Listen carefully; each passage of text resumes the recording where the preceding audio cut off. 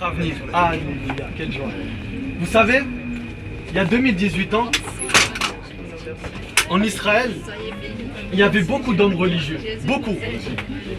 Des gens qui passaient leur vie dans les temples, des gens qui passaient leur journée à lire la Torah, mais des gens qui ne connaissaient pas Dieu. Il y avait un homme, par exemple, ça faisait 38 ans qu'il était paralytique. Les religieux passaient à côté, mais ne pouvaient rien faire pour le paralytique. Il y avait aussi des hommes riches. Les hommes riches passaient devant ce paralytique, mais les hommes riches ne pouvaient rien faire pour le paralytique. Il y avait des grands savants, des philosophes, des gens appréciés du peuple. Ils passaient à côté de ce paralytique, mais ils ne pouvaient rien faire pour ce paralytique. Mais un jour, il y a un homme qu'on appelle Jésus-Christ. Lumière. Il est passé à côté de ce paralytique qui était paralysé depuis 38 ans. Il lui a dit: qu'est-ce que tu fais par terre? Lumière. Il a dit: ça fait 38 ans que je suis là et personne ne peut m'aider. Jésus lui a dit quoi? Prends ton lit et marche. Il a pris son lit, il a marché. Incroyable. Toutes les personnes qui l'ont rencontré, leur vie a changé. Toute personne qui rencontre Jésus, il est impossible que sa vie demeure la même. Il y a d'autres personnes. Il y avait un homme dans les évangiles, il nous est dit, ça faisait des années qu'il était possédé par des démons. Toute la journée, il était tourmenté. Même la nuit, il était tourmenté. Ça veut dire qu'il passait. Cela veut dire qu'il passait ses journées dans l'angoisse et ses nuits dans l'insomnie. Sa mère, plusieurs fois, a essayé de le changer, même en l'attachant avec des chaînes. Mais la Bible dit que personne n'était assez fort pour l'attacher. À chaque fois, il brisait ses liens. Et il y a plein de personnes, leurs enfants sont pareils. On essaie de les attacher à coups de sermon, à coups de punition, mais personne n'est assez fort pour les changer. Mais j'aimerais vous dire que quand Jésus-Christ est passé devant cet homme, la Bible dit que Jésus a chassé ses démons. Et quand en même pas un instant, la vie de ce jeune homme a changé. Autrefois, c'était un homme qui n'avait pas d'avenir. Sa vie était gâchée. Mais quand il a rencontré Jésus, sa vie a changé. Il a eu un avenir. Vous savez, il y a aussi un homme qu'on appelle Lazare. Ça faisait 4 jours qu'il était mort et enterré. Mais quand Jésus est arrivé, il a ressuscité d'entre les morts. Et j'aimerais dire à quelqu'un, il y a des gens qui sont morts à l'intérieur. Ils sont en dépression, ils sont tristes, ils sont déçus des gens. Ils n'arrivent plus à pardonner, ils n'arrivent plus à faire confiance. Mais quand Jésus-Christ arrive dans la vie d'un homme, il transforme son cœur. Il le ressuscite d'entre les morts, il le guérit totalement. En effet, Jésus n'est pas venu ramener une religion supplémentaire. Parce que vous savez que sur Terre, il y a plus de 3000 religions. Alors c'est pas une religion de plus dont l'homme avait besoin. Mais Jésus est venu apporter la vie. Il est venu apporter la paix. Il est venu apporter la guérison aux malades. Il est venu apporter la liberté à ceux qui sont dans la captivité.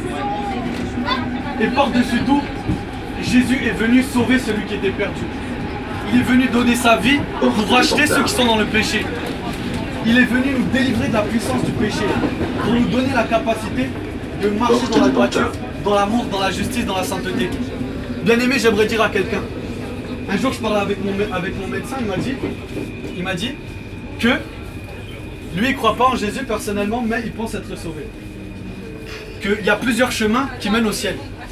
Et j'aimerais dire à quelqu'un, s'il y avait plusieurs chemins qui mèneraient au ciel, s'il y avait plusieurs façons d'être sauvé, alors pourquoi Dieu a donné le Messie Jésus mourir à la croix pour nos péchés?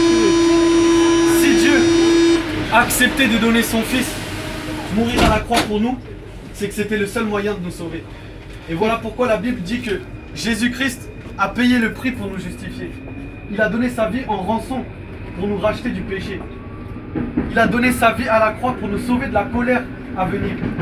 Et la Bible déclare que quiconque croit que Jésus est mort pour ses péchés et qu'il est ressuscité, cette personne a la vie éternelle.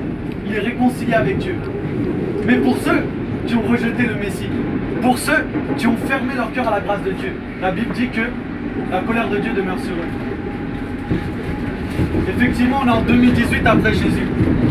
Et ça peut paraître fou, ringard, de parler de Jésus 18 ans après. Mais vous savez, la parole de Dieu, ce n'est pas comme la mode. Ce n'est pas comme les théories scientifiques. La mode change, les théories scientifiques changent, les républiques changent. Mais la parole de Dieu est la même hier, aujourd'hui, pour l'éternité. Voilà pourquoi en 2018, le message est le même. La Bible déclare: repentez-vous. Abandonnez le péché, abandonnez l'iniquité. et mettez votre foi en Jésus-Christ pour le pardon de vos péchés. J'aimerais dire à quelqu'un, Belle faribole. Moi j'ai connu des femmes qui faisaient lever des morts. Des femmes qui faisaient lever des morts. j'aimerais dire à quelqu'un,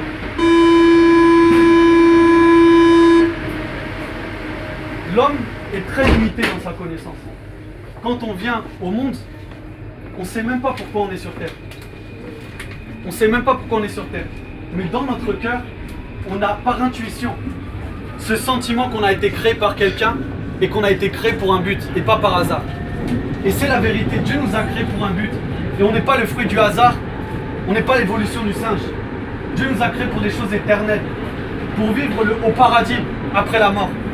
Mais les hommes nous ont enseigné que la vie c'était juste manger, boire, faire la fête, chercher l'argent, aller au travail, rentrer à la maison, regarder la télé et un jour mourir et un jour disparaître. Mais c'est faux, c'est faux. Parce que l'éternité existe. Église de Pantin. L'éternité existe.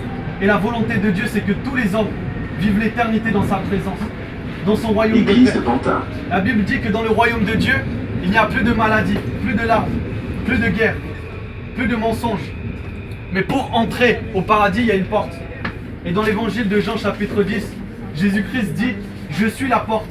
Tous ceux qui entrent par moi ont la vie éternelle. » J'aimerais dire à quelqu'un, est-ce que durant ta vie, tu as franchi la porte qui est Jésus? Si tu n'as pas franchi la porte qui est Jésus, ça veut dire que tu n'es pas encore rentré au paradis. Ça veut dire que tu n'es pas encore sauvé. Alors, bien-aimé, je t'invite, toi-même, avec ton cœur et avec Dieu, toi, entre toi et Dieu, que tu puisses lui parler, que tu puisses le chercher. Parce que Dieu a donné une promesse et il ne peut pas mentir.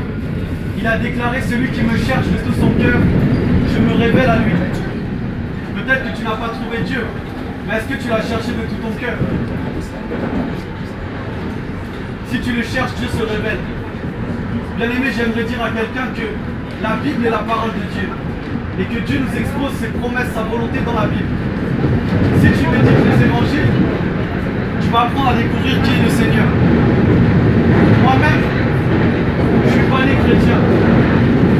Il y en a qui aiment dire je suis né musulman, je suis né chrétien. Non, on est tous des pécheurs. Tout homme n'est pécheur. Personne n'est né avec une religion. Et tous les hommes sont nés avec le besoin d'être sauvés.